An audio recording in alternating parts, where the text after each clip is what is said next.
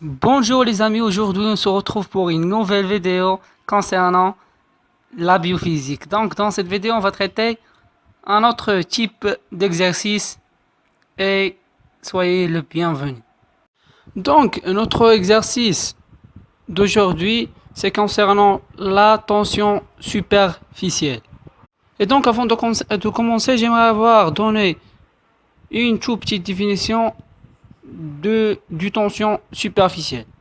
Donc la tension superficielle est également appelée tension de surface ou énergie d'interface ou énergie de surface. Donc la tension superficielle est une force qui existe au niveau de toute interface entre deux milieux différents ou deux milieux du même type.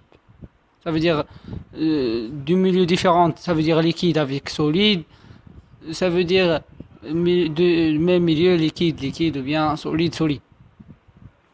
Et donc, la tension superficielle est une force qui existe depuis la création d'une interface qui sépare deux milieux, soit différentes, soit de même type. Et donc, les forces qui existent entre deux milieux sont les forces d'attraction et de répulsion, dans le cas des liquides, car notre exercice va concerner les liquides. Et donc, comme on a dit, bien évidemment, par exemple, la tension superficielle, c'est la force qui permet, comme vous voyez dans l'image, permet à la goutte d'eau, de ne pas s'étaler sur une feuille. Aussi permet à certains insectes de marcher sur l'eau, par exemple. Et aussi permet à certaines choses de rester de flotter sur l'eau, etc., etc. Et donc, pour calculer la tension superficielle, on a besoin d'une relation. Cette relation est décrite par la loi du Jura, comme vous voyez dans l'image. C'est H, la hauteur, égale à 2 fois la tension superficielle, décrit gamma, cosinus θ, sigma, décrit sigma ou bien gamma, cosinus θ, R fois la masse volumique ρ fois J. Donc H c'est la hauteur, gamma ou sigma c'est la tension superficielle, θ c'est l'angle de contact entre le liquide et la paroi du tube. Attention à cette notion du θ. Parfois des profs ont donné des θ'. Et donc ρ c'est la masse volumique, R c'est le rayon du tube en mètres, G c'est l'accélération de la pesanteur. Et donc cette notion c'est attention aux unités.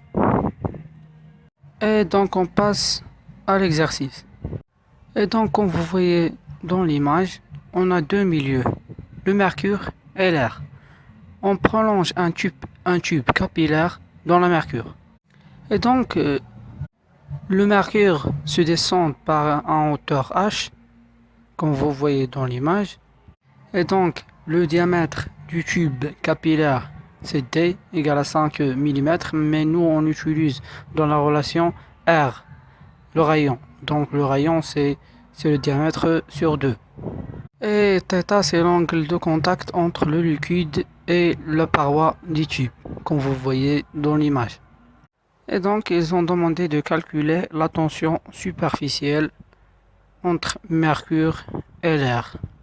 Ils nous donné la masse volumique ρ et le rayon, la hauteur et θ, l'angle de contact entre le liquide et la paroi du tube capillaire.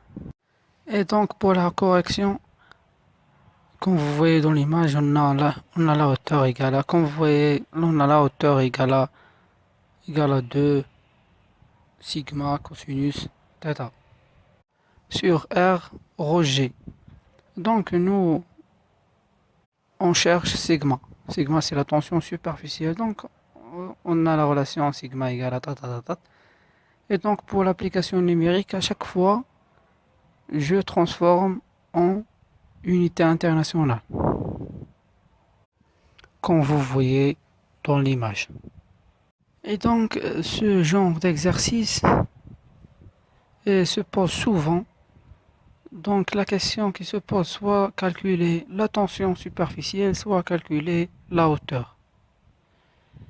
Et donc, si vous avez des questions, n'hésitez pas à poser vos questions dans les commentaires.